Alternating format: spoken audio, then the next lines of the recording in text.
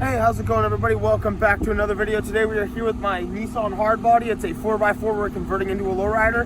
And today, if you've been watching the series, we cut out the CV axles a couple videos ago. So now we got to remove the front differential. It's just extra weight that's not doing anything. So we're gonna jump into it and see what it's gonna take. I have no idea what it's gonna be. I'm hoping it's just some brackets that hold the front diff, and we can remove the front drive shaft without, you know, fluid leaking out of the transfer case. So we're gonna jump into it now. So I know there won't be too many more times where I'm able to use the garage. It's getting pretty cold outside, maybe a little under 40 degrees today. So just trying to use it to the best of my advantage while I can.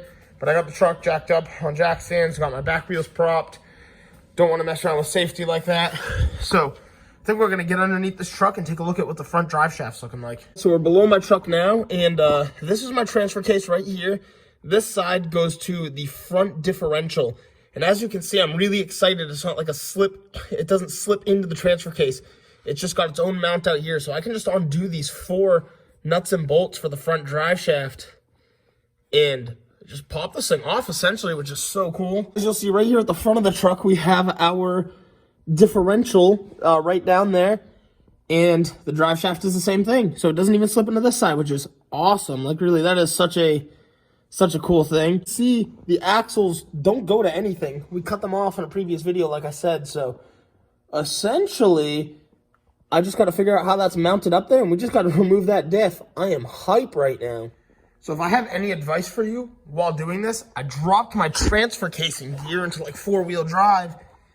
And what that allows me to do is I slip my 9/16 wrench on the nut, and it just locks this drive shaft into place. It won't move past what I need it to, so I can loosen the bolts. And then what I'm going to do after this is put it back in too high, turn the drive shaft to the other side, lock it back in gear, and there you go. Literally that simple. And actually, while I think of it, before I release all of these nuts and bolts, we're actually gonna crack free the front and get these bolts off first instead, because if I disconnect this, there'll be nothing to lock it into place. So we're actually gonna go disconnect that side of the drive shaft first and then move back to this side. A quick notice for you all as well. So I'm just about to finish up removing 2 nuts, but remember, make sure your truck is not in gear, because if your truck's in gear and you're trying to torque these bolts loose, your vehicle will move, and that's it's not something you want, especially when you're underneath it. We do have it on jack stands, and I have something shocking both rear wheels, a little piece of wood down there, but still doesn't matter. You don't want to be under this thing when it crushes you, or falls off the stand and crushes you. But right there, I just got 2 left. I actually ended up doing the rear and just left a bolt in place. Bam, right where I want it. And like I said, I got them all out except for two bolts are just chilling in place. I mean, I can literally just pop them out. And that's what's keeping the drive shaft together. I'm gonna put it in 4-wheel drive again, crack these 2, and we'll pull this drive shaft off. Oh, that is beautiful to see out of here. Probably like a 25, 30 pound drive shaft, I'd say. And yeah, it is a slip yoke in the front. So as you can see, barely, it compresses and decompresses, which is pretty cool, actually. That's really awesome that Nissan has that on their front drive shaft. But yeah, cool. Extra weight gone. Something we're not going to use. This is what it looks like underneath now. As you can see, there's our transfer case to the differential. There is no more drive shaft. Beautiful. Okay, so under the truck now, you can see that we have 2 bolts. There's one right up there and another nut somewhere up here. So it's a little difficult to see, but we have this this mount that's holding the rear end of the differential up, the rear end of the front differential up. And actually, I think it might be this bolt right here and this bolt right here, but you can't get to them from up here. I think it's just a long stud with a nut at the top. Got a couple things to kind of work out with this, actually. So I thought it was just 2 nuts, but it looks like we have this bolt, with nuts at the very top that we have to break free. And it looks like we have one more right up here that you can see. I don't know if there's another one on the other side. There might be. A little bit tricky, but we're going to try to disconnect this differential. Now we'll go to the front. Okay, so basically the differential sits on the driver's side with an axle tube that goes all the way to the other side. And there's 2 mounts that hold it up in the front of the truck.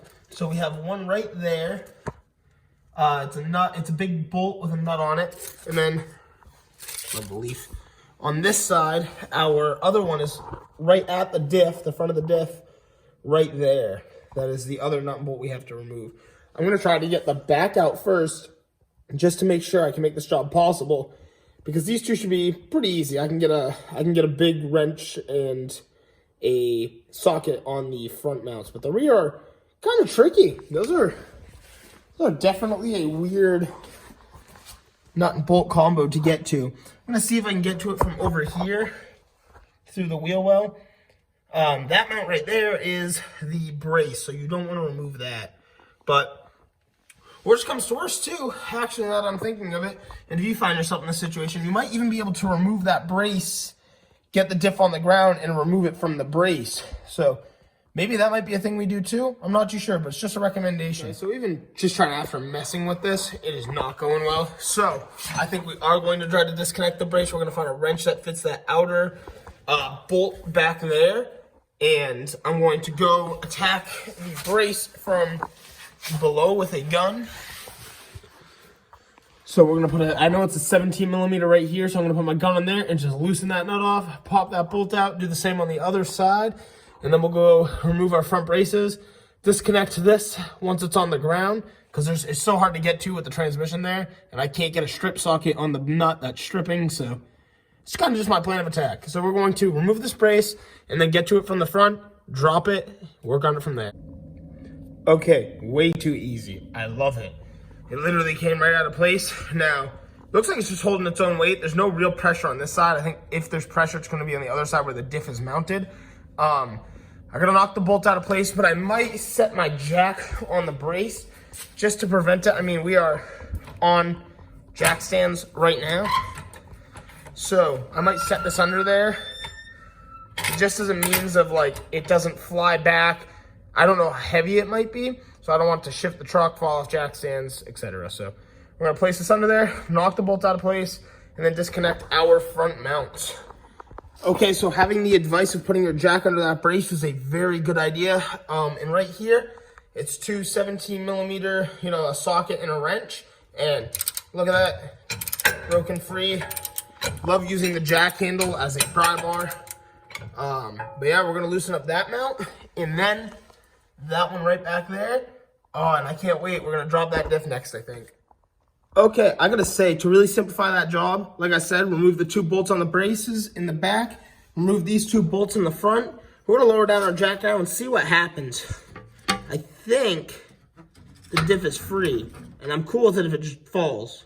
I just gotta work it out of here, I guess, and see what's next. But yeah, I'm just gonna try to pull that diff down and see if there's anything I missed. You're gonna wanna remove that brace regardless. You're gonna bring this, you're gonna lower it down to the torsion bar. The torsion bars prevent you from allowing this bar to go any lower. So, I've disconnected the differential from the bar. I'm hoping I can take the jack, put it under just the differential, lift it up, and move the bar accordingly to get it out of place, and then drop the differential. Then we'll put the bar back up. It's kind of my thought process. We'll see if it works. Okay, it's already going so much better. We got the brace on the ground, and now I'm gonna release pressure on the jack very slowly. I don't really care about the differential. As long as we don't damage the garage floor, it doesn't matter. We're just going to see what happens if we lower this down. So, we'll start lowering. See if it pulls out of place. Nope. It seems like this project is definitely a little bit more ongoing than I wanted it to be, which is completely fine. It's my first time doing it, so you guys get to learn with me. So we really don't get a ton of play to get this out of here, because you got to remember, that's our oil pan right there. We don't want to mess that up. And another giant issue I'm facing right now is, irregardless, I really hate to say it, I do have to remove all of the bolts that hold the axle into place back there, which is pretty funny because I went through the trouble of cutting the axle. Didn't really matter at the end of the day. Your torsion bars are just in the way, which sucks. You can remove your torsion bars if you want. I think that's kind of a waste of time. So I think the next step is we'll remove the axle from the axle case. And another thing that we also have to do that's also kind of a pain in the tail is we got to remove this this front brace right here. I'm pretty sure it's 2 nuts and bolts. 2 nuts and bolts. It'll drop right down and it'll allow us to pull this down. But we can't pull it straight down until those axles are out of the way. Good times. All right, guys, we're back out here. It's our second day. I think just to start this off, I guess you should probably do this in the very beginning anyway. Right down here is our drain plug for the front diff, and you just pop your ratchet in there, crack it loose, and just let it drain out. I got my bucket, so I'm gonna crack that, put my bucket under there, drain it, and there will definitely be some down there, but I really just want to get it out of the axle case. So I'm really having no luck with that bolt in the front there, but I came around here, and after a ton of time, I was able to find a way to hold this in place and break each bolt free. Took a long time. We're gonna try to pop this side off. I'm sure if I just give it a good couple swings, it'll come right off. And the diff should hopefully just drop right down, and then I can pull it out maybe? I don't know. Theory after theory, but we'll figure something out. Okay, I'm gonna try really hard not to get too excited yet because it is not fully over, but removing just one side, closer to the driver's side. You do not need to remove these bolts, so you can skip that step. Like I said, y'all are learning with me, so I'm not a professional. I am full on learning with y'all. Hopefully, I can just kind of slide this out now, underneath. If I can bring this straight out, gotta remember your oil pan's there, we can literally get the diff out. That is so exciting. I was starting to doubt this would ever come out. Woo. Yo, look at that, mission accomplished. She is out. So now all I gotta do is tighten up that front bar again, right up here, those 2 bolts on both sides. Then, legitimately, I think all we gotta do next is just take this bar back here. Not the drive shaft, that's out, but go hook this bar back up for structural purposes and drop the truck down. All right, everybody, that's gonna pretty much do it for today's video. We've removed the front axle, and there's so much more space in here now. I mean, it looks so empty. And a lot of your suspension is built around your front differential. That's why it's different compared to a 2-wheel drive. But really, I mean, I threw the part in my part shed. Hopefully I'll never have to use it again, but you never know. These parts are going to become more and more scarce as the years go by. But seriously, I'm hoping you guys, if you're planning on doing the same thing, can learn from some of the mistakes I made as I went through and did it. Maybe you find easier ways, and if you do, let me know. But again, thanks so much for checking out today's video, and I'll see you all in the next one. Thanks so much for watching.